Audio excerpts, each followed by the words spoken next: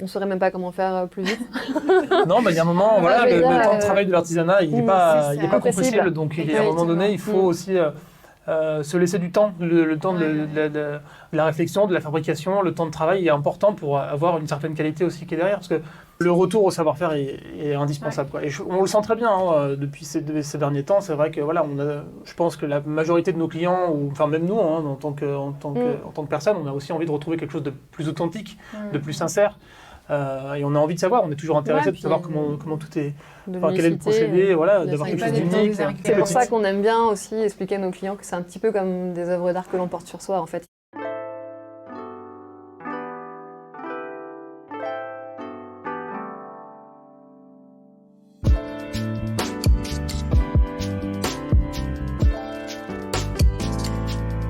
Bienvenue sur Qu'est-ce que la mode, le podcast qui vous invite à de multiples discussions autour de cette unique question, qu'est-ce que la mode ? Je m'appelle Elsie Pommier et dans ce podcast, je vous partage mes conversations avec ceux qui façonnent la mode. À la découverte de savoir-faire, de façon d'être, d'histoire et de culture, on comprend vite que la mode est loin d'être banale. Pour cette saison, je m'associe au Village des créateurs. Catalyseur, il fédère les acteurs des filières textiles, habillement et art de vivre. Cet incubateur accompagne les entreprises créatives émergentes de la région Auvergne-Rhône-Alpes depuis 20 ans. En fin de chaque épisode, vous retrouverez le témoignage d'un créateur du village. Rendez-vous chaque lundi sur toutes les plateformes d'écoute pour un nouvel épisode. Habillés, habilleurs, bonne écoute!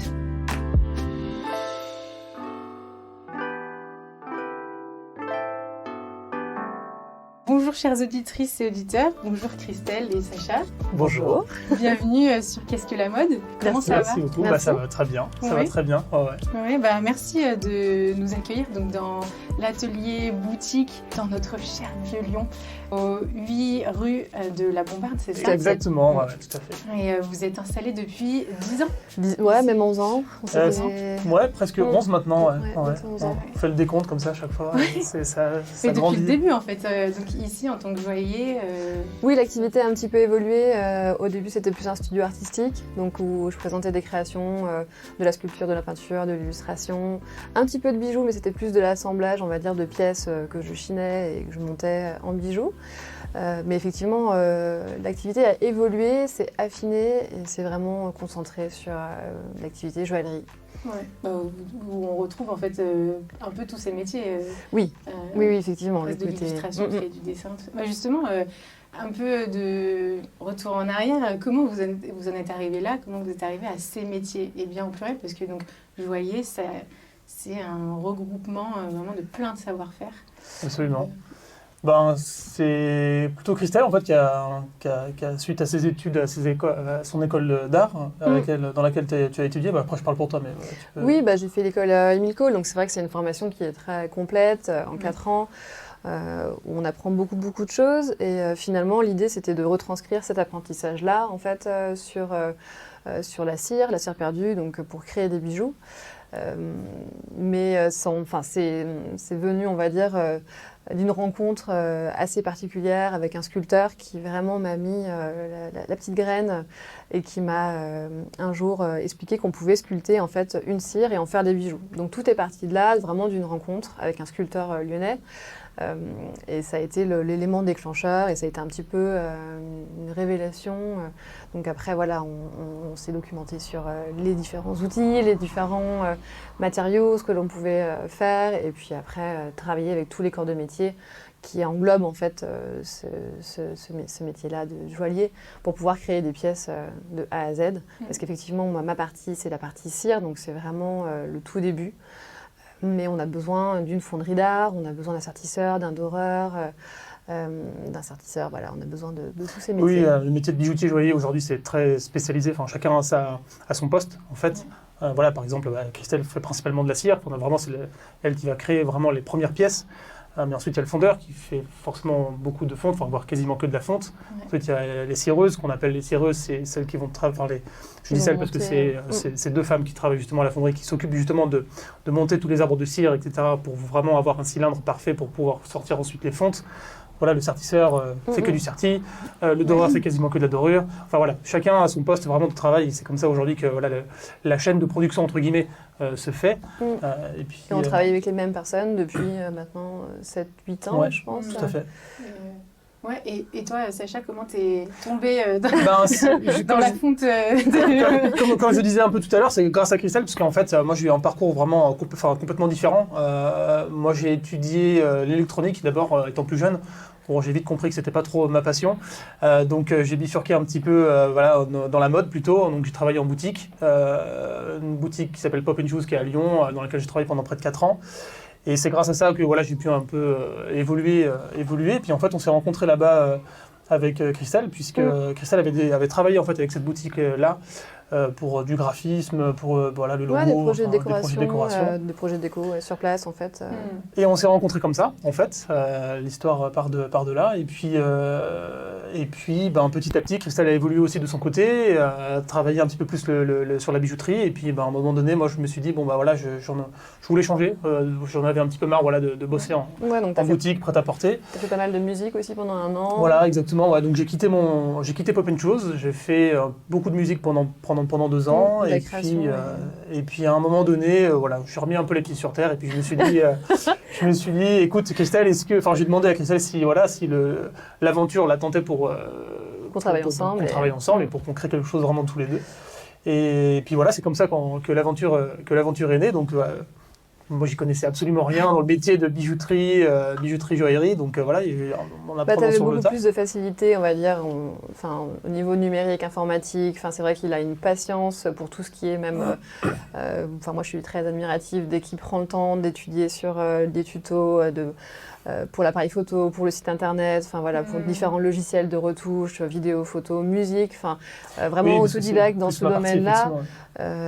Et c'est vraiment Sacha qui met en lumière en fait toutes les pièces que je peux créer et c'est une nécessité absolue parce qu'aujourd'hui si tu travailles derrière ton établi, si tu fais des créations à longueur de journée mais que tu n'as même pas 1 minute pour prendre le temps de les photographier, de faire des vidéos, de mettre en avant c'est ça, voilà. En fait, aujourd'hui c'est dans l'atelier quoi après. C'est ça. Exactement. En fait voilà, c'est comme ça aujourd'hui qu'on fonctionne. Vraiment moi mon but c'est vraiment de laisser le plus de temps à Christelle pour qu'elle puisse créer et confectionner des pièces à la fois pour nos clients mais à la fois aussi pour nos collections permanentes. Donc vraiment Christelle est sur la partie créative. Moi aussi mais dans un autre sens, voilà, dans le sens plutôt numérique et puis voilà sur les photos, sur les vidéos, sur la musique justement. Et puis bon après il y a beaucoup d'autres choses, la gestion de l'entreprise, etc. Donc tu as pu aussi profiter justement de cet apprentissage de la musique et le mettre en avant avec Black Alchemy. Il y a une vraie direction artistique interne, commune, et entre l'objet et toute cette mise en scène aussi, et mise en lumière de l'objet. C'est important aussi, c'est vrai que voilà, comme le disait Christelle, c'est vrai que si on est tout le temps dans l'atelier, il faut aussi montrer en fait son travail. Et c'est vrai que du coup moi c'est mon rôle, c'est de montrer le travail que Christelle accomplit. Et parfois voilà, ça prend du temps, mais une fois que le résultat est là, on est plutôt heureux de tout ça et ça fonctionne bien. C'est comme ça aussi qu'on a Et on ne veut pas perdre le travail. C'est vrai que souvent, c'est ce qu'on explique à des clients. On prend toujours du temps. Alors bien sûr, on respecte les délais de livraison, mais on prend toujours du temps pour shooter les pièces quand c'est des créations qui sont sur mesure, qu'on n'a jamais réalisées avec des rendus, des finitions différentes. On prend toujours le temps de faire des photos, pas forcément toujours des vidéos, mais on essaye aussi pour conserver le travail. C'est vrai que pour nous, si on livre une pièce sur laquelle on a passé des heures, des jours et qu'elle est livrée, on ne peut pas la repartager par exemple. C'est vrai que pour nous c'est vraiment dommage parce que c'est un petit peu du travail. Il faut garder des traces du travail. Oui, voilà. Et puis d'ailleurs le premier espace de partage, donc c'est cet atelier boutique. Est-ce que vous pourriez nous décrire et décrire aux auditeurs justement où est-ce qu'on se retrouve? Oui, bien sûr. Et comment vous avez construit cet espace? Alors cet espace, c'est vraiment un écrin. On a choisi des matériaux en fait qui correspondent aussi à nos créations. Donc que ce soit dans le côté minéral, en fait vraiment de la pierre, du granit qui se trouve en vitrine, qui se trouve sur notre bureau. Et puis voilà le côté or pour le laiton, le côté noir pour Black Alchemy avec le bois brûlé, tous les présentoirs sous les globes. Et puis voilà, après, de base, on avait du béton brut, on avait des matériaux assez assez marqué, assez singulier. Et finalement, l'ensemble est devenu aussi plus luxueux avec l'aménagement des mobiliers, enfin tout ce qui est sur mesure. Et puis voilà, c'est surtout aussi ce granit-là qui... Tout à fait. Ouais. Et puis, on parle de granit, mais justement, on a été il y a quelques jours choisir un nouveau granit, puisque du coup, on s'agrandit un petit peu avec l'atelier qui va être à côté, finalement. Oui, juste à côté. On a récupéré l'atelier il y a un peu plus d'un an maintenant. Ça faisait un petit moment qu'on attendait. Ça faisait un petit moment qu'on était dessus, effectivement. Donc là, voilà, c'est parfait parce que c'est vraiment le local qui est juste à côté. Donc là, on prévoit des travaux normalement le mois prochain pour ouvrir au mois de septembre. Donc voilà, là, il va y avoir pas mal de choses qui vont bouger dans aussi. Une on va ambiance très accueillir différente, voilà. Ça sera complètement différent. Et justement, dans le fait de montrer encore plus aussi le l'atelier. savoir-faire. Tout à fait. Donc en fait, on va séparer l'espace en deux, faire une verrière. Derrière la verrière, on aura l'atelier, dans lequel on pourra justement inviter nos clients à découvrir les outils, la façon dont on travaille, l'ambiance de l'atelier. Sur la partie boutique, parce qu'il y aura une partie boutique sur la partie vitrine, voilà, on gardera quand même cet esprit un petit peu plus masculin, parce que du coup on va faire quelque chose d'assez différent. Et puis ça va aussi nous permettre d'accueillir notre premier apprenti, et ça on est très heureux de la recevoir à partir du mois de septembre, donc ça va être une belle évolution. Ici dans le lieu qui se trouvait plus le showroom, le lieu de rendez-vous, moi je travaille la cire parce qu'effectivement je le travaille d'une façon qui n'est pas très salissante, disons. Et puis la sélection des pierres, on fait beaucoup de choses ici dans ce lieu. L'idée, c'est de le conserver et dans la partie atelier-boutique, de vraiment être plus sur le polissage, le brisage, le travail des métaux, la sculpture vraiment qui va... Tout à fait. Vraiment le travail du métal, qui crée effectivement un peu plus de poussière, de polissage. Donc on a du matériel pour... par exemple, quand on utilise le tour à polir, on utilise une pâte à polir qui est très grasse, qui va nous permettre justement de polir du coup les pièces. Mais forcément, avec le tour à polir qui tourne à pleine vitesse, ça en met un peu partout. C'est une poussière qui est très volatile, donc c'est une poussière qui est noire, puisque ça se noircit en polissant. Mais on a aussi très bien la poussière d'or, la poussière d'argent, qui est assez volatile aussi. Donc on a des aspirateurs justement qui vont aspirer justement toutes ces poussières-là pour les traiter, pour les retraiter ensuite, pour pouvoir les récupérer. Mais on va faire un espace même comme une cabine en fait de polissage, de façon à vraiment avoir ce petit espace avec le gros tour à polir. Fermé dans une pièce. Ça ne sera pas une très grande pièce, mais c'est juste histoire qu'il n'y ait pas de la poussière non plus dans tout l'atelier. C'est vrai que là, on dit de la poussière et tout ça, c'est vrai que c'est pas très poétique, mais en fait, vous avez rendu justement ça poétique, donc rien que dans le nom, The Black Alchemy, c'était ça un peu la jeunesse du nom, de cette poussière en fait de métal, mais qui en fait justement se transforme de cette espèce un peu magique et de l'alchimie. Exactement. Il y a l'idée de cette poussière noire effectivement avec le mot black qui est dans notre nom, puis il y a aussi l'alchimie du coup qui est l'alchimie des métaux précieux sur lesquels on travaille. Donc voilà, il y a aussi notre alchimie à nous deux, Christelle et moi. Donc voilà, tout est on aime bien la formule Pierre Soulages du noir vient la lumière. Et effectivement, là, ça sera vraiment représentatif par cet espace qui sera complètement noir. On va vraiment peindre l'espace qui aujourd'hui est blanc plutôt noir. Et la verrière sera noire, le sol aussi. Et en fait, on a vraiment cette impression que le travail qui se passe sur l'établi avec un peu ce clair-obscur, comme ça, toujours une lumière focus qui est sur la cheville, donc sur l'établi, vient en fait du côté du showroom dans la lumière pour prendre aussi toute sa place sous les globes, sur les socles. Typiquement, on a notre sertisseur on avait eu la chance de faire un petit shop au Mob Hotel. Un shop éphémère, et voilà, on avait invité forcément tous nos partenaires, nos artisans et beaucoup de clients. Et derrière notre sertisseur, en fait, c'était drôle parce qu'il finalement, il découvrait les pièces parce qu'elles étaient finalisées, polies, vraiment mises en lumière sous des globes avec des socles et puis même des fois sur des coraux, sur des minéraux. Et en fait, il les découvrait. Oui, c'est vrai qu'en fait, Fred, notre sertisseur, quand il travaille à l'établi. Et en fait, il est toute la journée à l'établi. Et en fait, les pièces, une fois qu'elles sont terminées, finalisées, polies, etc., qu'elles sont mises en vitrine, en fait, il ne les voit jamais. On peut lui montrer des photos, mais je veux dire, lui, en fait, il est toujours concentré sur son établi, sur son travail qu'il a à faire sur le certi, quoi. Et voilà, quand il est venu, il était émerveillé justement de voir toutes les pièces. Ah ouais, c'est super. Il était vraiment. Alors qu'il les connaît toutes par cœur. Il les voit tous les jours. Et en fait, c'est de les voir sous globe, bien exposés, sous une belle lumière, etc. pour lui, voilà, c'était un peu l'accomplissement de son travail qu'il fait au quotidien. Ouais. Mais vraiment, les photos, bien. souvent on lui montre des pièces en photo, il est là, oula. Oui. J'ai travaillé là-dessus. Moi, j'adore justement le prendre en photo quand il travaille. Vraiment, moi, je fais des plans très rapprochés, justement, juste des mains, en fait, avec les outils dans lesquels il travaille. En fait, c'est comme si on voyait, en fait, ce que lui voit à travers sa binoculaire. Dans ta binoculaire, c'est un outil qui nous permet, qui permet de vraiment... c'est comme un espèce de microscope sur lequel on vient, du coup, sertir des pierres minuscules qui peuvent faire même moins d'1 millimètre, vraiment toutes petites. Et voilà, l'idée, c'était d'essayer d'avoir en photo ce que lui pouvait voir à travers sa binoculaire en travaillant. Et, avec des photos macro, et effectivement, je sais que Sacha aime beaucoup mettre en lumière le savoir-faire. Donc on avait fait aussi pas mal de photos chez notre lapidaire sur une retaille de pierre, sur une labradorite blanche, c'était juste magnifique. Avec pareil un focus juste sur cet outil. En plus ils sont pas très nombreux en France à faire encore de la retaille de pierre. Et puis voilà, c'est le savoir-faire qu'il faut mettre en avant parce qu'ils sont souvent en atelier, ils sont souvent en étage, ils sont souvent un petit peu cachés du fait aussi des métaux précieux. Ils sont tous à Lyon, mais en fait on ne sait pas. On ne sait pas. Les ateliers de bijouterie, déjà pour la sécurité, sont souvent en étage. Avec plusieurs sas. Donc il faut connaître déjà l'adresse, ensuite il faut connaître à quel étage. Voilà, il n'y a pas de plaque à l'entrée d'attention bijouterie. Enfin, pas attention, mais voilà, il n'y a pas de plaque à l'entrée bijouterie, joaillerie. Enfin bon, voilà. Métaux précieux. Oui, voilà.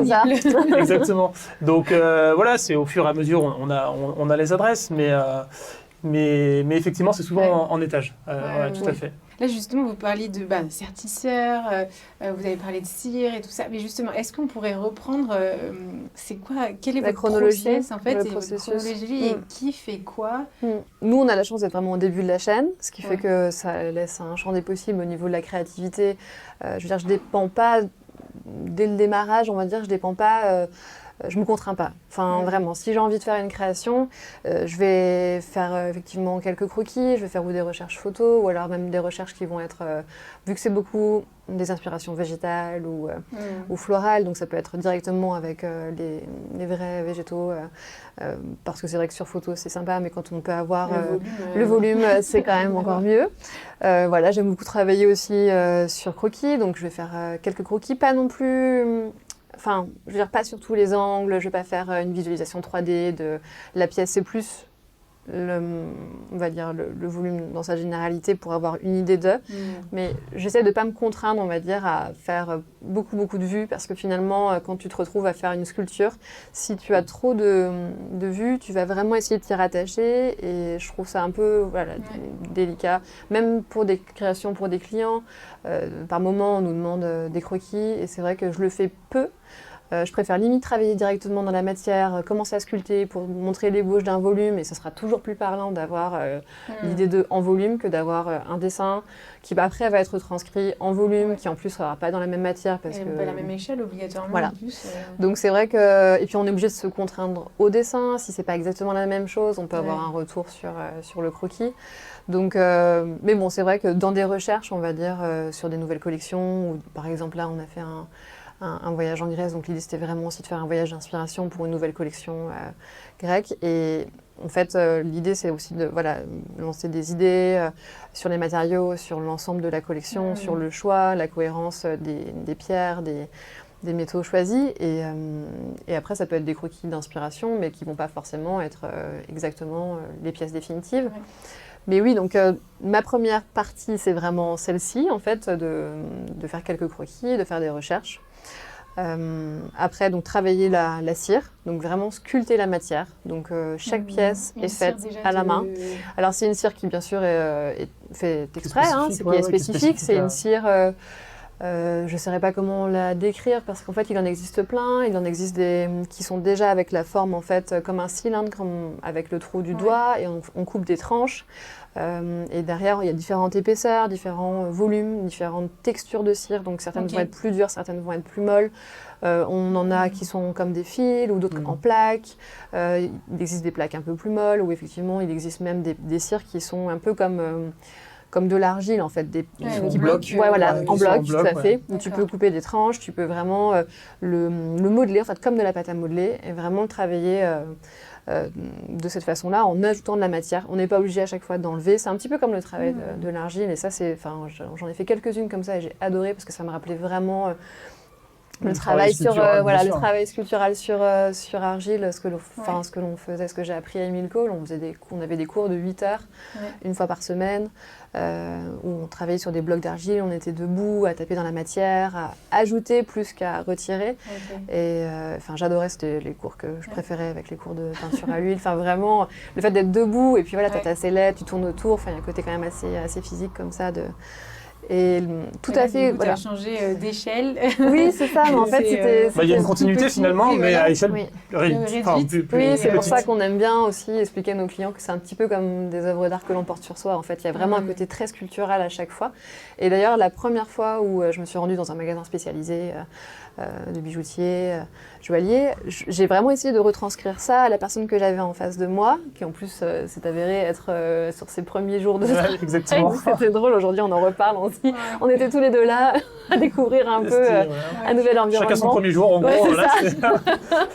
Alors je voudrais un outil qui me permette de retranscrire vraiment ce travail. En fait, à Cole, on avait comme des morceaux de bois qui étaient coupés en biseau. Et on les utilisait pour façonner, pour vraiment sculpter la matière, l'argile, pour donner une texture. Et au bout d'un moment, il s'usait. En fait, le bois commençait, tu avais le veinage en fait, du bois qui apparaissait et ça faisait comme une espèce de trace qui fait que quand on réalisait par exemple un portrait, ça faisait comme des hachures, un petit peu comme un travail au trait hachuré.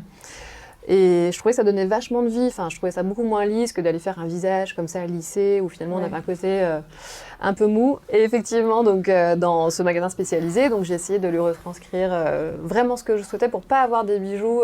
Au début c'était plus des pièces en argent, mais un peu mou, un peu trop lissé, un peu trop poli, et qui finalement ont toujours un aspect un peu mou. Et donc il m'a proposé différents outils qui étaient vraiment exactement ce qu'il me fallait, que j'utilise encore aujourd'hui, pour vraiment retranscrire ce côté sculptural où en fait même si les pièces bien sûr sont moulées, je ne resculpte pas à chaque fois chaque pièce, sinon ça serait vraiment très très long et puis les prix explosifs. C'est ça.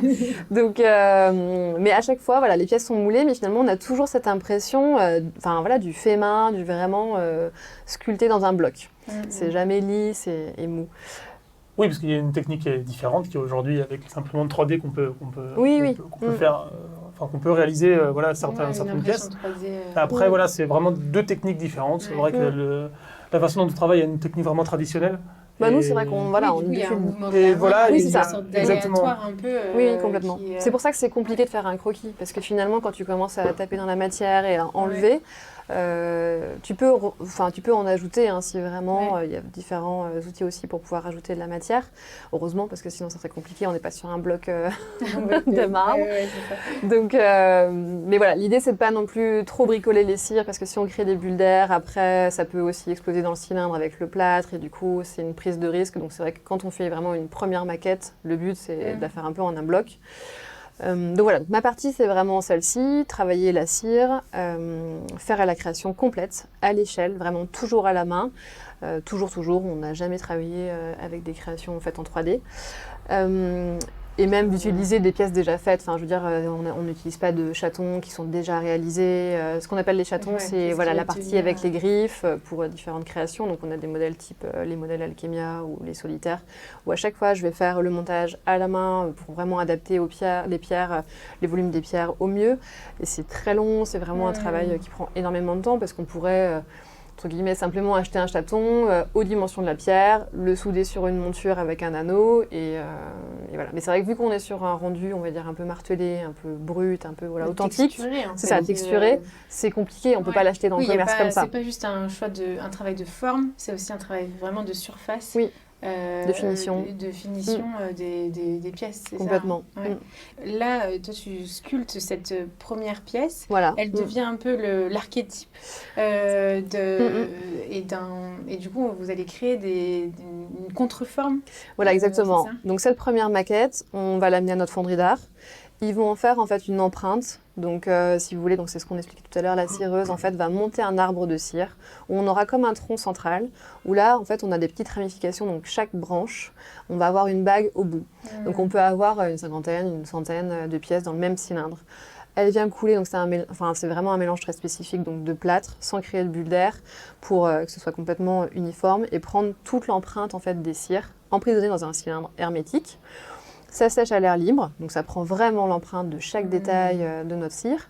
Ça sèche dans un four la nuit, ce qui fait qu'en fait, forcément, les cires avec la chaleur du four, elles disparaissent dans ce tronc central.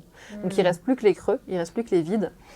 Le lendemain, donc le fondeur vient en fait créer le métal en fusion, donc le mélange d'alliage qu'il convient si on souhaite de l'or jaune, de l'or rose, de l'or gris, etc. ou de l'argent.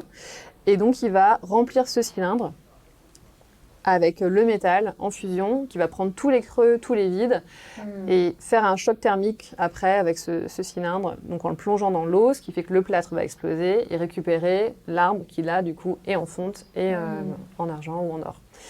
Ces pièces-là donc, sont coupées, donc forcément on coupe toutes les petites branches, les petites ramifications pour récupérer à chacun sa pièce, parce qu'on peut très bien avoir des pièces d'un autre joaillier dans le même cylindre.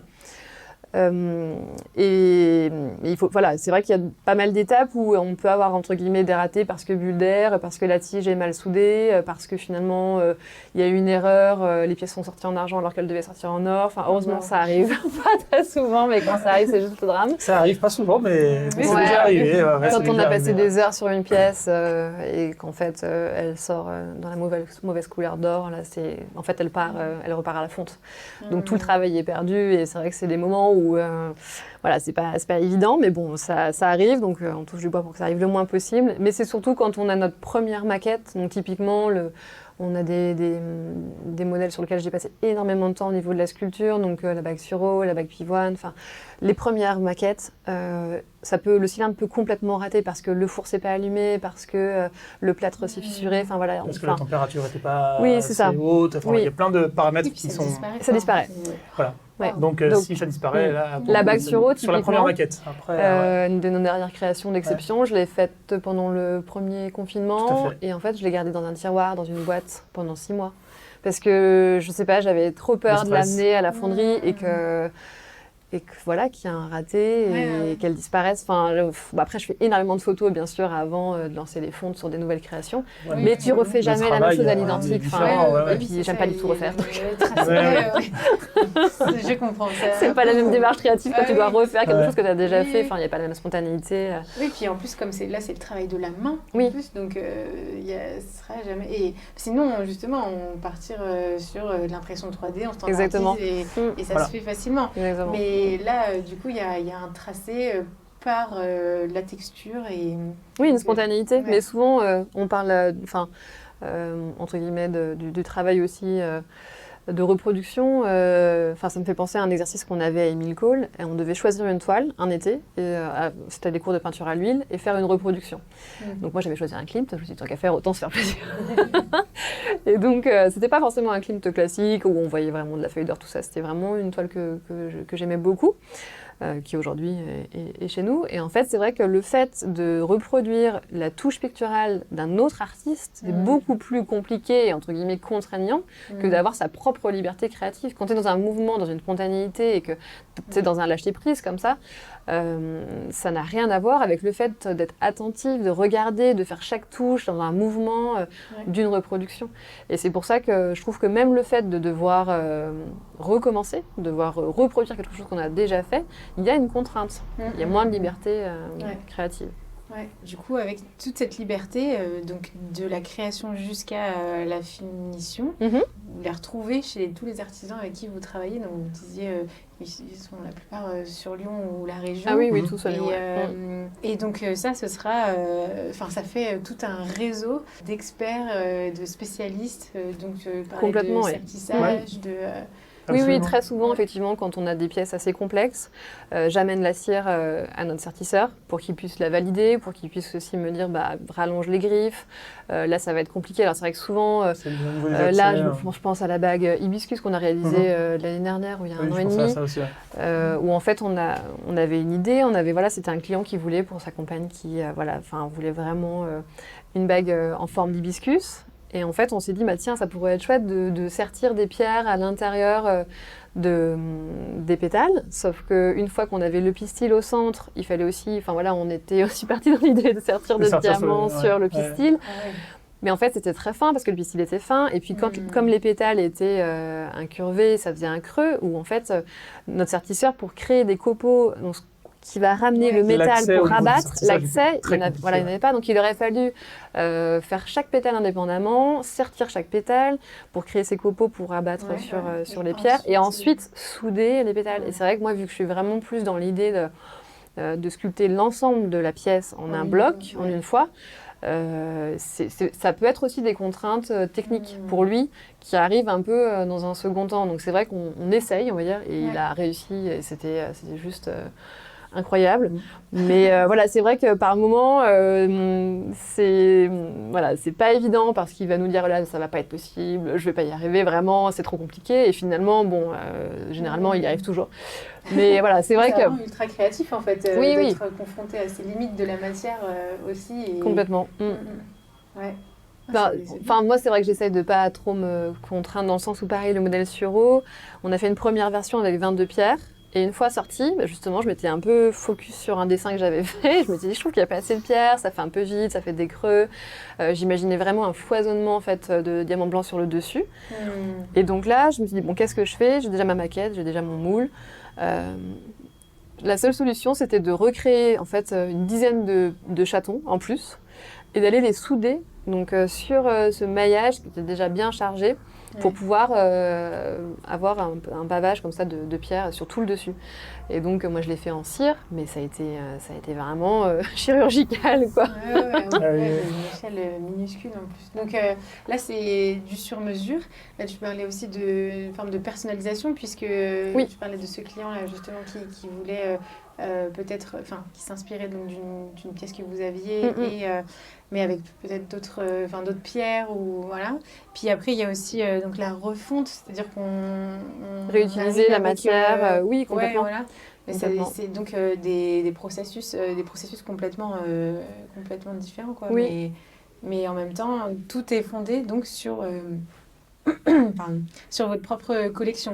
Oui, alors généralement on a la chance, principalement d'avoir des clientes ou des clients qui comprennent l'univers et qui viennent nous voir parce qu'ils aiment le côté effectivement sculptural, végétal, ils ont une sensibilité, on va dire, à nos créations déjà qui existent et ça nous facilite grandement la tâche parce que c'est vrai que si on nous demandait des choses très géométriques, vraiment, pour le coup, faites style 3D, très répétitive, ça serait pas le même travail, alors ça arrive, mais donc en général c'est beaucoup... sur des domaines plus particuliers, mais...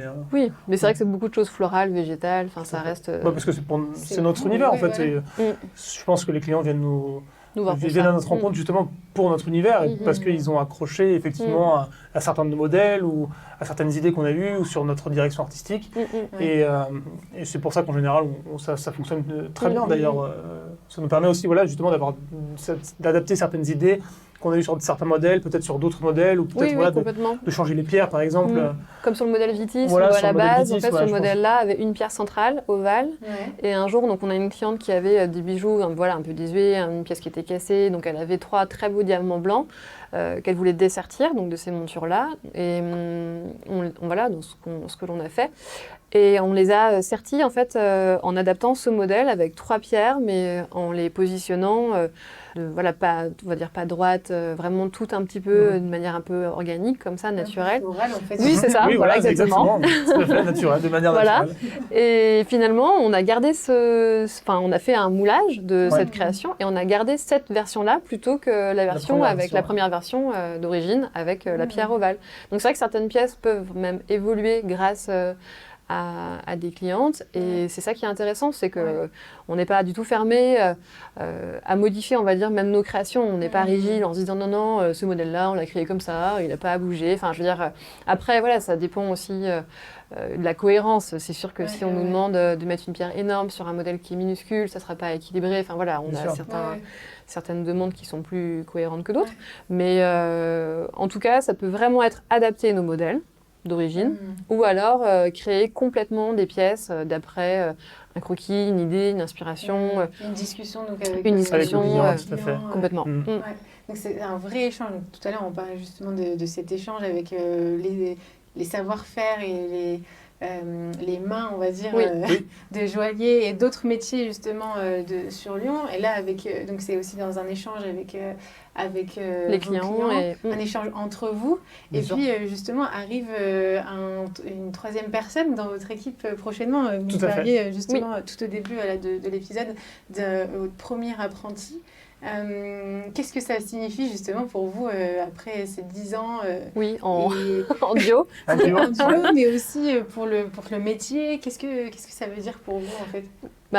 Je finis justement sur les différentes étapes parce que c'est vrai que je termine justement par rapport au processus parce que c'est vrai que je me suis arrêtée. Oui, tu t'es arrêtée.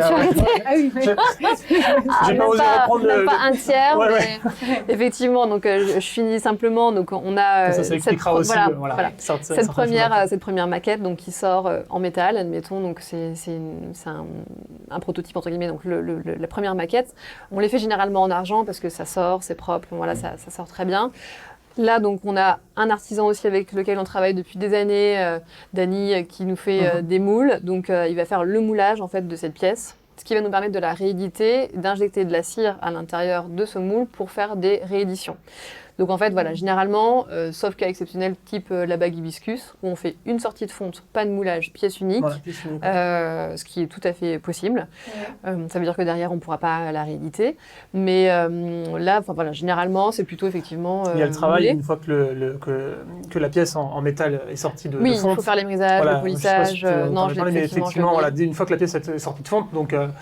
Alors en métal, là on vient couper toutes les tiges d'alimentation en fait, qui sont quand l'arbre de cire a été monté, une fois que c'est coulé, on a toutes les ramifications dont tu parlais tout à l'heure. Donc là il faut qu'on émrise pour enlever tous les surplus, pour reformer des fois pour reformer parfois les pièces. Ensuite on vient polir la pièce et c'est là justement que le moulage du coup arrive pour pouvoir mouler la pièce une fois que la pièce est parfaite. Ça peut nous arriver, on essaye un maximum de le faire maintenant parce qu'avant on oubliait de faire des gravures laser de notre logo à l'intérieur de la bague. Ouais.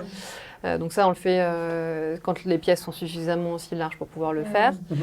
Mais et voilà, et donc effectivement, après cette étape de moulage, donc on a la possibilité de faire des rééditions. On repart sur tout le même process, donc avec la cire, ce qu'on a expliqué tout à l'heure, l'arbre de cire, voilà, pour faire... chaque fois, ça repart. Voilà. De nouveau, l'émrisage et le polissage, des rééditions. Et donc là, quasiment sur 80% de nos pièces, il y a du sertissage. Donc bien entendu, rien n'est collé. Toutes les pièces sont serties par notre artisan sertisseur et qui est à Lyon. Voilà, tous nos artisans de toute façon sont à Lyon. Et ça peut ou être directement en or ou alors des pièces qui vont être dorées.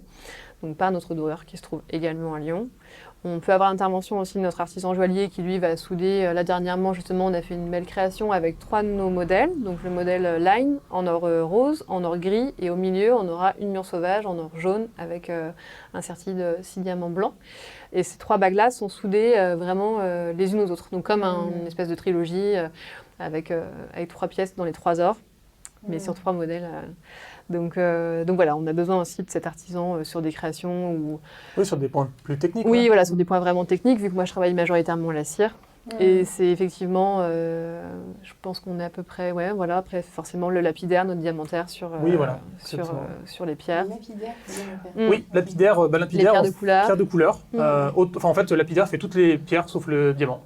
Et diamantaire, diamant. Voilà, c'est aussi simple que ça.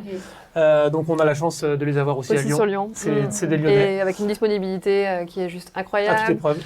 C'est des métiers de confiance, donc en fait on peut se faire prêter des pierres. Donc si par exemple on a une demande sur un solitaire, sur une pierre de 0,5 carats, on peut vraiment se faire prêter 3 pierres. Et à ce moment-là, on va les présenter à nos clients. Et c'est une chance, parce que c'est sûr que s'il fallait qu'on ait en stock un panel de diamants, ça serait un petit peu... Oui, ça nous permet de présenter au client, que le client fasse son choix sans que nous ayons besoin d'acheter en fait une quantité de pierres astronomiques. Donc c'est quand même même pour les pierres de couleur. Oui, même pour les pierres de couleur. Et puis voilà, ce qui est agréable en fait, c'est qu'on a tellement aussi depuis ces dernières années créé des relations de confiance. Qu'à notre échelle, on va dire que par exemple notre lapidaire qui travaille avec des très grandes maisons va être tout aussi disponible pour nous trouver la tanzanite dans telle dimension que pour créer les 40 parures du Festival de Cannes pour différentes maisons. Donc c'est vrai que c'est quand même agréable. Et notre diamantaire, c'est pareil. Donc, tout est concentré. Et vu qu'on passe énormément de temps sur chaque création, heureusement, on peut se rendre dans les différents ateliers presque tous les jours. Donc, en général, on y va minimum 3 fois par semaine pour ou poser ou récupérer des pièces. Tout à fait. Et on a toujours un œil sur les créations. Donc, et donc là, la différence, effectivement, c'est qu'on sera un peu plus en interne. Donc avec l'arrivée de Floriane l'année prochaine, en septembre, en espérant qu'elle ne soit pas trop dans les travaux et qu'on ait eu le temps de finaliser l'atelier. On va tout faire pour l'accueillir dans de bonnes conditions. Normalement, ça devrait aller. Mais c'est un gros changement pour nous, dans le sens où, en fait, on ne prenait presque pas de stagiaires non plus parce qu'on n'avait pas le temps. Et que c'était compliqué pour nous de libérer ces moments-là. Pas le temps et puis aussi très peu d'espace. C'est vrai que l'atelier, du coup, on l'a depuis pas très très longtemps finalement, depuis à peu près un an, oui, je sais plus, presque 2 ans maintenant. C'est vrai qu'avant, on travaillait en fait à la fois un peu chez nous. En fait, on s'était libéré un petit espace, ou ici, même à la boutique. Et c'est vrai que là, voilà, ça nous permet d'avoir un peu plus d'espace, de travailler plus confortablement. Et oui, voilà, Floriane, du coup, notre apprenti. Qui a l'âge de Sacha et qui, effectivement, est en reconversion pro, donc qui a fait des études de stylisme. Qui a bossé pendant 10 ans chez Stella McCartney à Paris, donc il y a vraiment une expérience aussi professionnelle. On va dire que c'est pour nous quand même important d'avoir quelqu'un qui nous ressemble aussi. Oui, voilà, qui soit un peu à notre image, enfin voilà, qui nous corresponde. C'était un peu notre ça, mais surtout voilà, pour aider principalement Christelle à la fabrication et voilà, la confection de toutes les pièces, parce que c'est vrai que voilà, entre garder un processus créatif à la fois pour nos collections, mais à la fois aussi pour les clients, mais aussi être à l'atelier pour produire, etc. Ça devient un petit peu compliqué. Après, voilà, les heures de travail, on ne les compte plus trop, hein, mais voilà, surtout sur la partie production, ça sera vraiment d'une grande aide, je pense. Oui, c'est tout bête, mais c'est vrai que quand hier, typiquement, je fais une journée de polissage, j'ai les AirPods dans les oreilles, les gants, limite des lunettes de protection, une blouse, j'ai les mains avec la poussière à poli. Entre-temps, il y a des rendez-vous qui arrivent, donc s'il faut que je sois là, ça va qu'on est juste à côté, mais du coup, je pose tout, je fais une pause sur ce que je suis en train de faire, et même travailler la cire, travailler les brisages et le polissage, c'est pas la même dextérité au niveau des mains, au niveau de la puissance, donc c'est compliqué de faire les deux dans la même journée. Donc c'est vrai que là, voilà, quand on a eu Floriane en stage ne serait-ce que 15 jours, on a vu une différence au niveau du temps de travail, où moi je pouvais continuer de travailler sur mes cires, et effectivement elle pouvait être sur les brisages, le polissage, même travailler sur des cires, elle nous a fait une création, c'est juste un confort, on va dire, qui pour nous est révolutionnaire. En fait, c'est vrai qu'on ne s'attendait pas, en ayant quelqu'un qui était déjà en formation aussi. C'est la première fois vraiment qu'on avait une stagiaire qui était déjà en formation. Avec une autonomie et puis vraiment une rigueur sur le travail. Une vraie aide en fait à notre travail, quoi. C'est vrai que voilà, c'était ce dont on avait besoin. Et je pense que ça va vraiment nous libérer sur la partie, ça va nous laisser plus de temps sur la partie créative, à la fois sur les. Quand je dis créative, c'est à la fois sur les pièces qu'on va pouvoir proposer sûrement par la suite, mais aussi par exemple sur la partie créative de la communication, c'est-à-dire voilà, j'ai plein d'idées en tête, mais parfois on manque de temps. Et voilà, ne serait-ce que pour faire des vidéos, ne serait-ce que pour faire des photos, pour faire des shootings, etc. Mais sauf que voilà, à deux, on fait beaucoup de choses, mais on n'a pas le temps de tout faire. Et voilà, et puis même après, voilà, sur l'humain, voilà, on est très heureux d'accueillir quelqu'un. Oui, parce que l'idée, c'est vraiment de pouvoir échanger, de pouvoir évoluer ensemble, et puis de vraiment lui laisser sa place. Donc c'est sûr que pour nous, ça va être un très gros changement, parce qu'on est un peu autosuffisants, on fait tous les deux, vraiment. Ça fait 10 ans qu'on travaille que tous les deux, quoi. Donc voilà, d'accueillir quelqu'un, ça va être aussi un challenge aussi pour nous, mais qu'on a hâte de relever. Ce qui nous rassure aussi, c'est que vu que ça sera un atelier boutique et qu'elle a vraiment aussi une expérience sur la vente et qu'elle aime ça, ça va pas être une contrainte s'il faut qu'elle se retrouve aussi bien derrière l'établi qu'à la vente. Et c'est vrai que c'est une chance parce que généralement, nous, on voit les personnes avec qui on travaille qui sont dans leurs ateliers, ils sont pas forcément dans un rapport qui pourrait être facile en clientèle. Non, mais ça n'a rien à voir. Oui, mais c'est un peu des ours, quoi. Ils sont établis en train de bosser. Des voilà. artisans, oui, voilà, c'est des vrais artisans, quoi. Pour le coup, donc c'est normal, c'est leur métier. Et c'est vrai que dans notre idéal, on s'était projeté avec quelqu'un comme ça, qui serait un peu le mouton à 5 pattes, de pouvoir aussi bien être à l'aise dans cette précision, dans cette rigueur et cette autonomie, qu'en clientèle. Mais, et à l'échelle, en fait, aussi de la famille, on va dire, des joailliers et de tous ces métiers, comment dire, un beau défi de découvrir quelqu'un qui était dans ces métiers-là, justement, qui a cet âge-là et tout ça, parce que de ce que j'avais compris, c'est aussi des métiers qui se perdent. C'est parce que c'est un artisanat justement complexe. Là, justement, je voulais justement qu'on entende, par exemple, tout le processus, parce que c'est long, mais c'est précis, et il y a plein de savoir-faire et de techniques, et de gestes différents, et du coup, des fois, qui sont spécifiés sur une personne. Oui, non, mais complètement. C'est pour ça que moi, le savoir-faire me passionne beaucoup. J'adore faire des vidéos, des photos, vraiment des ateliers. Parce qu'en fait, souvent, on voit simplement la création qui est exposée en vitrine, mais on ne se doute pas du tout, en fait, de tout le temps de travail qui est nécessaire à l'élaboration de ces bijoux-là. Et je trouve qu'il n'est pas... on ne voit pas assez, en fait, ce qui se passe derrière l'établi, derrière l'atelier, et comment on fabrique, en fait, tout ça. Et d'où ce qu'on voulait, justement, créer à côté pour la partie atelier, qu'on puisse inviter nos clients à découvrir vraiment ce qui se passe justement derrière tout ça. Alors, on aura la boutique, et puis derrière, la vieille. Oui, parce que c'est vrai qu'ici, vu que c'est plus, entre guillemets, un showroom qui est quand même clean, c'est vrai que certains clients, des fois, sont un peu surpris ou nous posent vraiment la question.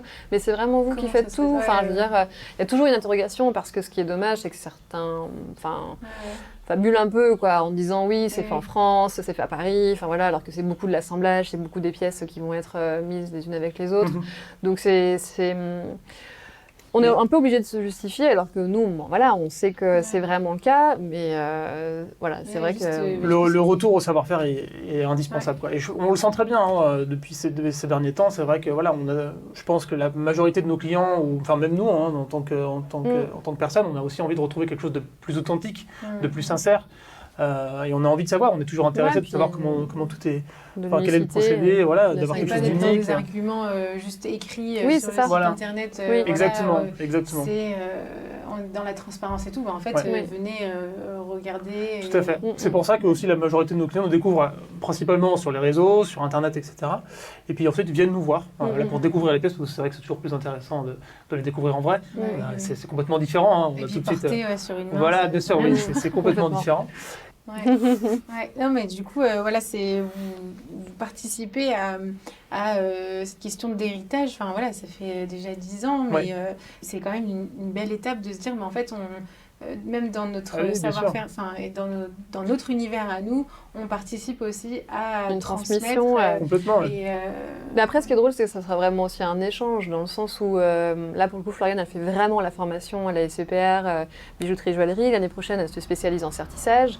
Ce qui est vraiment chouette, c'est que même nos artisans joailliers, donc notre sertisseur, notre artisan joaillier, ont déjà souhaité la rencontrer, voir aussi comment est-ce qu'elle se débrouillait. Ils sont prêts même à la former. Ils sont prêts même à la former aussi. Donc, en fait, c'est vrai que c'est une chance, parce que il y a une transmission où ils savent très bien, ils savent très bien que nous, par exemple, notre sertisseur, c'est vrai qu'il est débordé, donc en fait, si ça peut lui alléger aussi du temps de travail et qu'on peut avoir par exemple plus de pièces en stock, ne serait-ce que sur notre stock, parce qu'on passe évidemment toujours en priorité les créations pour les clients pour respecter les délais. Donc c'est vrai que nous, on laisse notre stock. Donc à Noël, par exemple, on va avoir une seule pièce dans chaque rendu. On ne peut pas avoir 2 pièces du même modèle. Avoir plus de stock, mais ce qui est compliqué, c'est de sortir autant de matière, autant de travail. Oui, déjà pour le coût, et effectivement pour le temps. En général, c'est celle toujours qui passe un petit peu à la fin. Quoi. Au nom de la qualité aussi, vous faites ça. Oui. Mais parce que, comme vous le disiez, on pourrait avoir du plus vite, plus rapide, mais pas du tout les mêmes tracés, les mêmes sensibilités. On saurait même pas comment faire plus vite.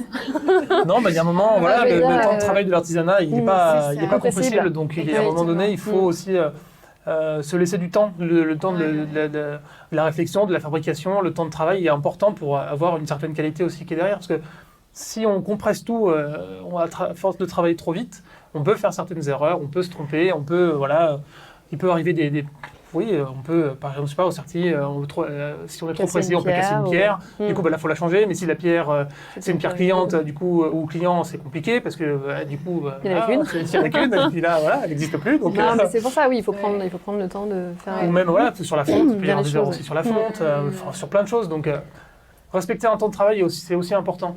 C'est vrai qu'on est souvent un peu pressé par les délais parfois un peu courts des clients. On essaie toujours de les respecter au maximum. On y arrive quasiment tout le temps. Mais on a été obligé de les rallonger un petit peu dernièrement et c'est vrai que c'est dommage parce que le but, c'est pas non plus d'avoir 2, 3, 4 mois de délai pour se faire une création. Donc on espère que là, l'année prochaine, ça se raccourcisse un petit peu parce que là, on est sur 6 à 8 semaines. Des fois, ça peut être beaucoup plus rapide parce que typiquement, il n'y a pas de certissage.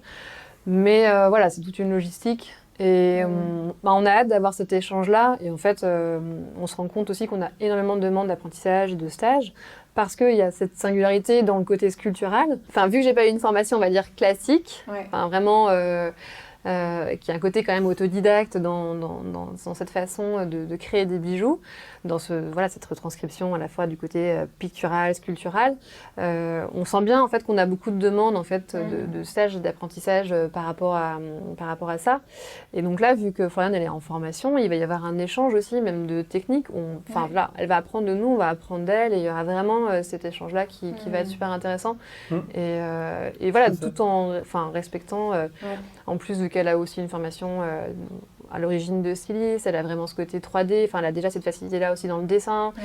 Et voilà, je pense que ça peut être aussi... Oui, ça va être génial, on a trop hâte de commencer. Donc voilà, en premier lieu, ça va être les travaux, puis ensuite, on va... Mais je reviens à ce que tu disais par rapport au fait qu'on perd aussi les savoir-faire, les métiers. C'est au-delà de ça, ce qui est compliqué aujourd'hui, enfin je pense pour des boîtes, typiquement notre fonderie qui embauche et qui ne trouve pas forcément suffisamment de personnel, c'est qu'on est dans une dynamique aujourd'hui où j'entends complètement, nous c'est ce que l'on a fait, on a envie tous de lancer notre marque, de créer notre univers, de vraiment être les créatifs entre guillemets. Et aujourd'hui le savoir-faire se perd parce qu'on n'a plus envie de faire des tâches répétitives, rébarbatives, où on va peut-être faire que du sertissage à longueur de journée ou du polissage, du limrisage. On va dire que le savoir-faire, il faut forcément des artisans qui sont moins dans la lumière pour pouvoir créer des pièces d'exception et prendre le temps de le faire. Et nous, on a quand même eu beaucoup le sentiment ces dernières années qu'à chaque fois qu'on avait des demandes de stage, c'était bien évidemment souvent aussi des personnes qui étaient beaucoup plus jeunes, qui n'étaient pas encore en formation ou qui allaient faire la formation et qui souhaitaient, oui, j'aimerais bien, comme vous, lancer ma marque, faire mes propres créations, tout ça. Et c'est vrai que c'est compliqué parce que... c'est compliqué. Enfin, nous, déjà, on a 10 ans de travail derrière, donc aujourd'hui, on en est là, mais après 10 ans de travail. Mais effectivement, ce que veut dire c'est que souvent, par exemple, on sort de l'école, on a toujours tout de suite envie d'être très créatif, de lancer son propre truc, que ça marche tout de suite, etc., etc. Mais je pense que... Il y a la réalité aussi. Il y a la réalité aussi, puis il y a un certain temps d'apprentissage, surtout dans ces métiers-là, qui sont vraiment nécessaires, en fait, d'apprentissage en fait, tout simplement, des gestes du quotidien, la rigueur, certaines choses qui sont quand même indispensables pour pouvoir ensuite évoluer à sa façon. Alors ça n'empêche pas de faire quelques années dans certaines maisons, des grandes maisons ou même des plus petites, peu importe, mais parfois, je trouve que le temps d'apprentissage est vraiment nécessaire à tout ça pour ensuite vraiment se lancer et à la fois, de pouvoir voler de ses propres ailes. Et à la fois, ce qui est bien, c'est quand on a des formations qui sont différentes, comme c'est pour le coup mon cas, on peut aussi le valoriser, prendre aussi le temps d'apprendre de notre artisan joaillier qui a 40 ans de métier, dans un rapport aussi égalitaire où finalement, lui, il a... on va dire la gentillesse ou l'intelligence ou l'honnêteté, de me dire moi je serais incapable de faire ce que tu fais sur le travail de la cire, d'avoir cette précision-là, comme moi je serais incapable de monter des chatons sur souder des éléments ensemble, cette précision que lui va avoir sur le métal, je serais incapable de le faire parce que je n'ai pas été formée pour. Et à contrario, lui c'est vrai que ce travail sculptural vraiment directement sur la cire et ce côté je ne sais pas comment l'expliquer. Mais c'est un échange de savoir-faire, en fait, Tu apprends, en fait, parce que tu as un minimum de connaissances sur le produit, la matière, comment il se fait, ta curiosité te rend intéressé. Et du coup, dans un échange... j'allais dire fécond, mais utile aussi, parce que si c'est une découverte seulement totalement sur champ en friche, ben, c'est compliqué aussi. Oui. Mais, oui, il y a déjà des bases dans tous les camps, effectivement. Et du coup, là, ça se construit. C'est un vrai échange créatif de tous ensemble, en fait. Donc, Là, c'est beau, en fait, d'entendre tout ça et de voir aussi toute cette poésie, j'allais dire, j'aime bien les expressions un peu, mais poésie relationnelle aussi. Oui, complètement, mais en fait, c'est un travail d'équipe. C'est vraiment un travail d'équipe à la fois déjà entre nous deux, principalement, mais aussi avec tous nos artisans avec lesquels on travaille quasiment quotidiennement. Hein. C'est vrai que sans eux, on ne serait pas là. Et puis bon, après, c'est vrai qu'on a besoin d'eux pour proposer toutes les choses qu'on propose aujourd'hui. Et c'est un vrai échange de savoir-faire qui nous plaît beaucoup et qui nous passionne vraiment beaucoup. C'est vrai que je pense qu'au départ, on ne s'était pas dit, voilà, on n'a pas fait... un petit brainstorming. On n'a pas fait quelle entreprise on va vers. Voilà, c'est ça. On n'a pas fait un business plan, une étude de marché. On s'est dit, bon voilà, on se prend 2 ans pour faire ça et puis après on se lance. Non, en fait, nous, c'est venu en croissance organique, en fait, tout simplement. On a commencé petit et puis petit à petit on a grandi et puis aujourd'hui on en est là. On a acheté plus de matériel, ne serait-ce que pour la photographie, les objectifs. Ouais, complètement. C'est ça, petit à petit. Et finalement, ça évolue aussi grâce à tout ce matériel-là, grâce à l'espace, le confort de travail qu'on a acquis là, il y a 1 an et demi avec le local à côté. Je veux dire, avoir ne serait-ce que de la place pour pouvoir travailler, c'est vraiment une chance. Donc aujourd'hui, on profite de cette évolution et puis on a la chance d'avoir la clientèle aussi qui va avec, qui nous suit, qui nous accompagne et qui nous soutient. Voilà, c'est chouette parce qu'au fil du temps, on a Ils ont vu l'évolution aussi. Ça, tu te rappelles, il n'y a pas très longtemps, je crois que c'était une Espagnole qui est venue avec des amis et en fait, elle avait un bijou mais qui datait de limite une dizaine d'années, vraiment, c'était vraiment une des premières pièces, le symbole de la Terre, tu sais, vraiment sur la première origine. Et en fait, elle était émue, vraiment. Je veux dire, elle est revenue dans la boutique, elle a vu les travaux, le lieu qui avait changé, l'évolution, parce qu'elle nous suivait aussi sur Instagram, et elle avait limite les larmes aux yeux, elle était super contente de savoir qu'on était toujours là, en fait, dans ce lieu. Je pense qu'il y avait une émotion particulière, parce que vu qu'elle n'était pas du tout... de Lyon il y a un attachement en fait. Ça fait partie d'un moment de sa vie où elle avait acheté cette pièce-là qu'elle portait encore cette pièce, elle représente quelque chose pour elle et du coup c'était un lien émotionnel. Merci beaucoup pour tous ces partages Merci à toi pour ton temps. Avec plaisir. Et je voulais juste une dernière question pour faire découvrir en fait un peu plus encore de votre univers aux auditeurs et auditrices. Est-ce que vous auriez un ouvrage ou une œuvre que vous aimeriez partager? Moi, j'avais en tête justement une sculpture, parce que c'est vrai que c'est un petit peu le fil conducteur. C'était une sculpture qui s'appelle Le Sommeil de Rodin. Que j'avais découverte sur un voyage scolaire qu'on avait fait au collège, donc au musée Rodin à Paris. Et c'est vraiment une sculpture, mais j'ai les photos, je pourrais te la montrer. Elle est complètement hypnotique. Vraiment, c'est comme un buste, en fait, un portrait. Je te la montre en même temps pendant que j'explique. Et vraiment, c'est un visage, vraiment comme en sommeil, comme ça, vraiment posé. Et ce qui est particulier, c'est qu'en fait, cette sculpture, elle est en terre cuite, en plâtre, en cire, en pâte à modeler et en papier journal. Donc en fait, c'est vraiment plein de techniques comme ça, où il n'y a pas de contrainte créative, vraiment, ça a été mélangé. Et je sais pas, j'avais fait une photo en fait en noir et blanc qui est exposée dans ma chambre d'enfant chez mes parents. Et j'ai toujours un regard sur ce portrait avec, il y a un apaisement, il y a vraiment quelque chose dans ce visage. Et à la fois le côté technique qui moi, m'a vraiment marquée. Et je suis retombée sur cette photo il n'y a pas très longtemps sur le compte, je crois, justement, du musée Rodin. Je l'ai redécouvert en couleur. C'était assez fou parce que la photo que j'ai dans ma chambre depuis maintenant quelques années est en noir et blanc. Donc en fait, c'est... Et puis il y a vraiment un truc avec la sculpture depuis toute petite. Et c'est pour ça calme et de reposant. Oui, du coup. complètement. Mais moi, je sais pas vraiment. Enfin, disons que j'ai pas eu cette culture, voilà, de la peinture, de la sculpture. J'ai pas, voilà, j'ai pas appris ça. J'ai pas fait d'école d'art ni quoi que ce soit. Moi, c'était plus la musique qui m'a beaucoup parlé. Parce que je continue d'ailleurs toujours à en faire, mais même étant plus jeune, je me souviens de mon père qui me faisait écouter plein de trucs différents. Bon, c'était plutôt voilà, axé sur des musiques style voilà, Led Zeppelin, AC/DC, The Who, Pink Floyd, des choses comme ça. Donc moi, j'ai plus un rapport artistique vis-à-vis de la musique, mais aussi bien sur le design, sur l'architecture, sur le voyage. J'adore voyager. Je reviens d'une semaine de road trip avec des copains. Voilà, on a visité tous les Balkans. Donc je me nourris un peu de tout ça en fait. C'est vrai que c'est plus ce côté-là moi qui m'apaise et dont j'ai besoin pour justement ensuite revenir avec plein d'énergie et me booster pour tout ça. Donc j'ai pas vraiment une œuvre en particulier. Oui, mais même comme une musique, c'est compliqué de choisir. J'aime tout. Donc voilà, j'écoute aussi bien ce que je disais tout à l'heure du rock, mais aussi de l'électro aujourd'hui. Enfin, je fais plein de choses. Donc c'est en tout. En fait, c'est vraiment, je suis attiré par beaucoup de choses, à la fois par la musique, le design, l'architecture, voilà, l'univers automobile, l'univers sportif. Voilà, c'est vraiment quelque chose de très... j'arrive pas à piocher quelque chose en particulier. Donc voilà, la réponse est un peu floue, mais elle me correspond bien.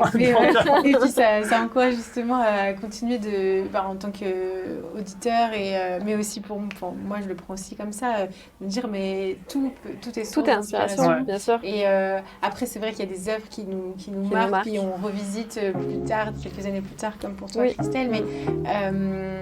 Mais voilà, ça fait du bien de se rappeler de ça, voilà, que tout est source d'inspiration et premièrement justement la nature et qu'on retrouve du coup dans vos pièces. Donc merci pour ce temps. Merci à toi. Merci à toi pour cette invitation, ça nous fait très plaisir aussi de pouvoir partager un petit peu tout ça. Ouais, et puis on se retrouve bientôt de toute façon, voilà, on est voisins. Ouais, avec plaisir, avec grand plaisir.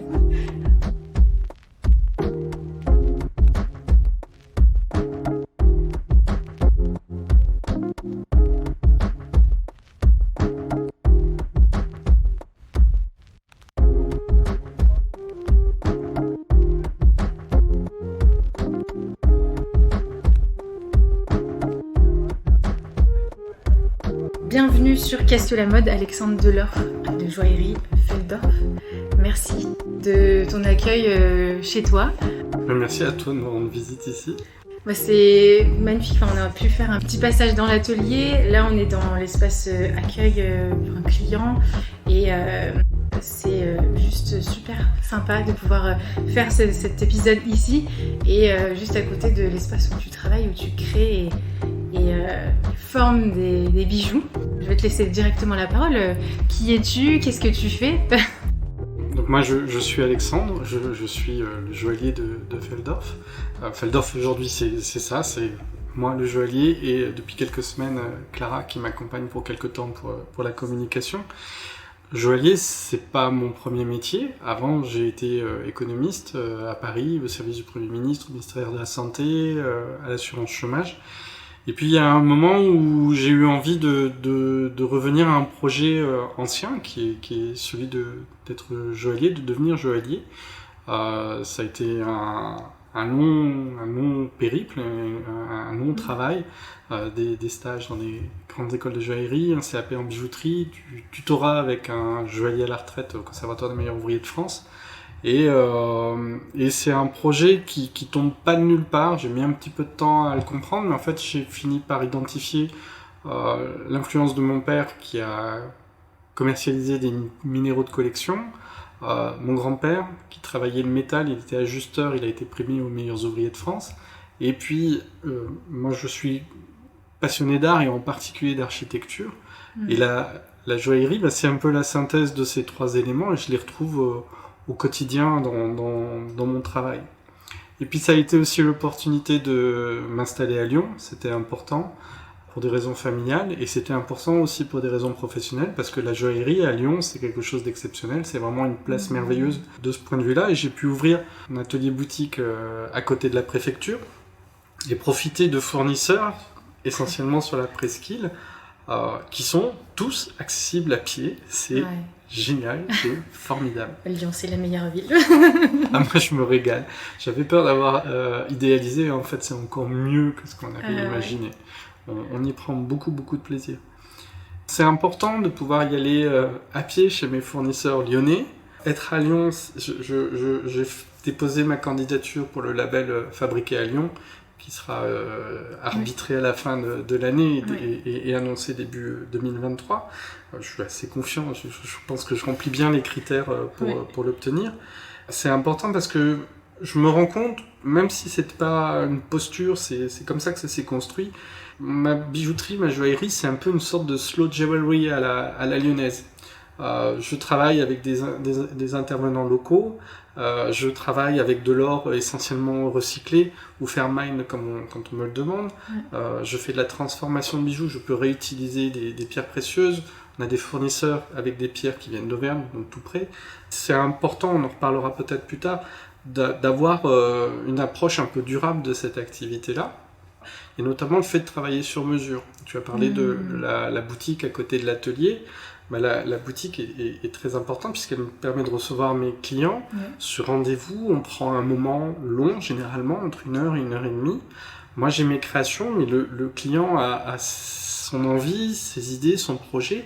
Et je veux prendre du temps pour l'écouter, pour qu'il me dise à quoi il pense et quelle histoire il a envie de raconter avec ce bijou. Et je pense que quand on travaille bien de concert entre mon style et ses envies, le bijou à la fin doit raconter une histoire.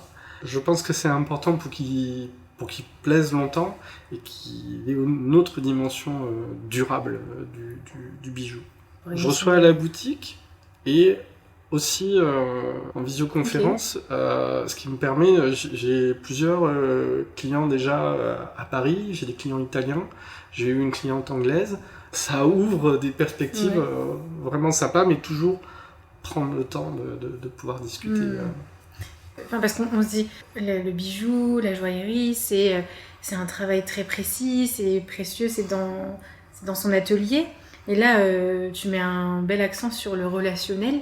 Est-ce que c'est ça, justement, qui t'anime ? Est-ce que ce sont les deux ? Il y a un moment, quand on est dans l'échange avec le client, il vient me voir parce qu'il a vu sur Instagram, sur le site internet ou ailleurs, mes créations, le style lui plaît, c'est moderne, c'est contemporain, il s'y retrouve, mais lui, il a quand même une idée particulière, il veut un bijou à son image. Il y a une forme de co-création et c'est un gros challenge, c'est-à-dire que ça me pousse dans mes retranchements, ça m'oblige à innover, à ouvrir mes perspectives et ça me pousse beaucoup plus loin dans ma création.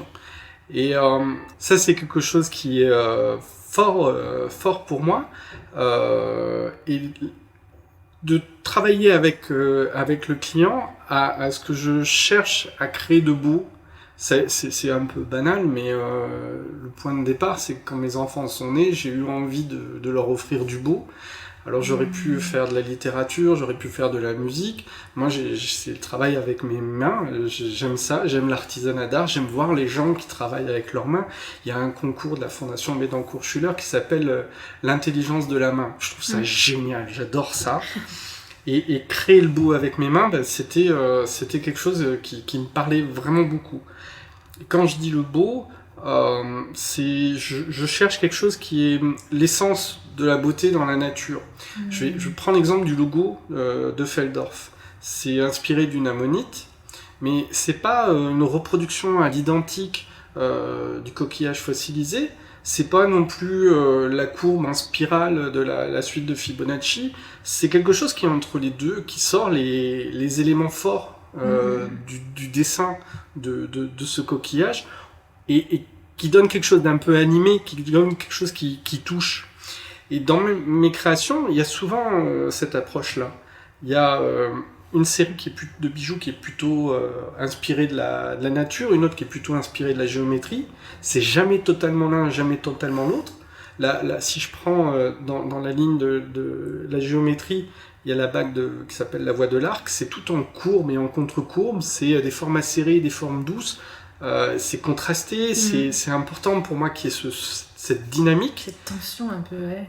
Et sur la ligne plutôt nature, j'ai un client qui m'a demandé un pendentif en forme de feuille de ginkgo biloba. J'ai été au parc de la Tête d'Or, j'ai pris une feuille de ginkgo biloba, je suis revenu à l'atelier, et je ne l'ai pas recopié à l'identique. J'ai cherché à en tirer les lignes fortes, et je voulais on ait l'impression qu'elle soit prête à s'animer avec le vent. Je voulais qu'il y ait quelque chose de dynamique, je voulais qu'on le comprenne, quitte à réinterpréter, à rajouter des éléments, à tricher sur certaines proportions. Mais je veux tirer l'essence de ce que je vois. J'ai envie, plus tard, de tracer un chemin de création qui mène vers quelque chose qui est un peu le chaos de la nature. C'est pas le chaos, le grand bazar, hein. C'est le chaos dans une approche mathématique, la théorie mathématique du chaos. Quand tu regardes un feu de bois, quand tu regardes les flammes, c'est une réaction physico-chimique. Si tu essayes de la modéliser mathématiquement, c'est impossible. Pourtant, quand tu la regardes, tu sais qu'il y a une flamme qui arrive, il y en a une autre qui s'en va, ça va bouger comme ci, comme ça, tu es capable de l'anticiper. Et c'est fascinant. Tu restes là-devant, tu le regardes, ça te fascine, tu es capable d'y passer un très très long moment. Et c'est ça le chaos mathématique dans la nature. Et moi, je serais tellement heureux de faire cette synthèse entre ma ligne nature, ma ligne géométrie, et d'arriver à illustrer ça, à saisir ça dans mes bijoux. Là j'aurais réussi. J'espère que j'y arriverai pas, parce que sinon, ça veut dire qu'il faut que je m'arrête. C'est une quête constante. Ouais, c'est ça. Ouais. Tous les jours, chaque bijou.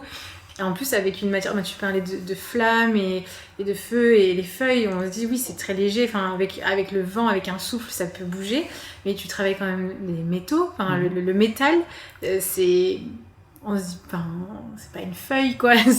Donc, c'est un vrai travail de force, quoi, vraiment, pour arriver à des bijoux dans la légèreté. Enfin, c'est un rapport à la matière qui est assez contrasté. Oui. Ouais. Mais je suis d'accord. Et est-ce que justement, ça, ce serait la matière, tu parlais d'intelligence de la main, est-ce que ça, c'est ce qui pour toi définit la mode ? Moi, j'aime pas trop ce qu'est la mode aujourd'hui. Il y a deux aspects qui me posent problème. C'est une grande standardisation, une grande uniformisation. Et pour les grandes entreprises du secteur, la solution, c'est de proposer un renouvellement parfois plusieurs fois dans l'année, avec des vêtements, des accessoires ou des bijoux qui sont quasiment jetables. C'est pas le lien affectif que je veux avoir entre des objets de mode et toi. Ils doivent parler de toi, il faut que ça soit quelque chose d'un peu qui dure dans le temps. Et puis des conséquences environnementales qui me posent sérieusement question. L'approche que j'ai de slow jewelry à la lyonnaise, j'ai une première étape qui est d'avoir des bijoux qui sont durables, qui durent dans le temps, qui ne s'abîment pas. C'est facile en joaillerie avec des métaux précieux, avec de l'or, du platine, ça ne s'altère pas, ça ne se désagrège pas, ça ne s'oxyde pas. Les pierres précieuses, les diamants, pour peu que tu prennes un peu soin, ça se transmet, ça a des milliards d'années, tu vas pouvoir le transmettre de génération en génération. Et puis, je pense aussi qu'il est important d'avoir des propositions, et c'est pour ça que j'insiste tellement sur la création, des propositions qui plaisent longtemps, parce que du coup, les bijoux seront portés longtemps, et je suis persuadé que cette idée d'avoir une histoire que raconte le bijou, cette histoire que porte le client, va faire qu'il va l'aimer longtemps, il va le porter longtemps, ou elle va porter longtemps, elle va l'aimer longtemps. Et moi, de travailler sur ma création, sur cette recherche de l'essentiel de la beauté de la nature, je pense que c'est ce qui est le plus pérenne, ce qui fait que ça va plaire.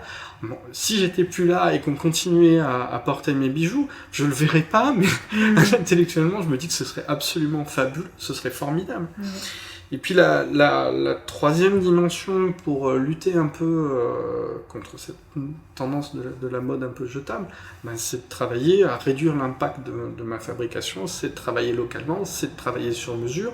Ce que je fabrique, je le connais, je peux ou le réparer ou le transformer.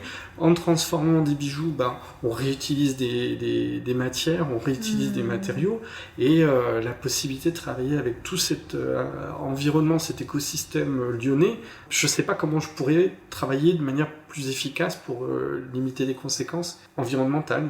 Donc c'est cette intégration dans le paysage lyonnais, de paysage de compétences, de savoir-faire, de sensibilité.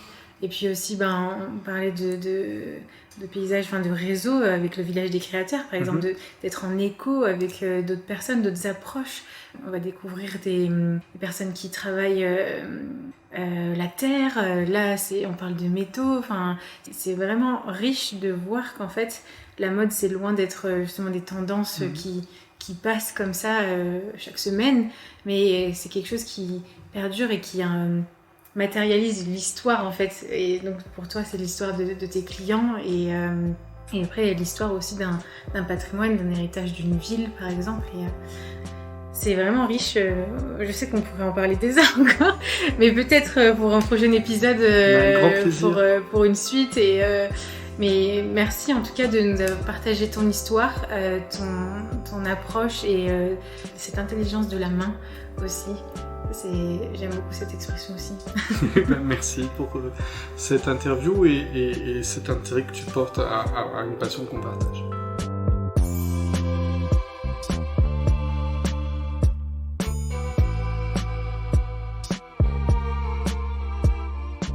Ce podcast vous plaît ?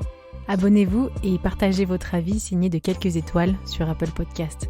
Vous pouvez aussi rejoindre celles et ceux qui soutiennent la production par une contribution mensuelle sur patreon.com/qu'est-ce que la mode. Vous y retrouverez d'ailleurs des épisodes en exclusivité. J'aimerais vous remercier. Vous êtes plus nombreux à chaque nouvelle diffusion.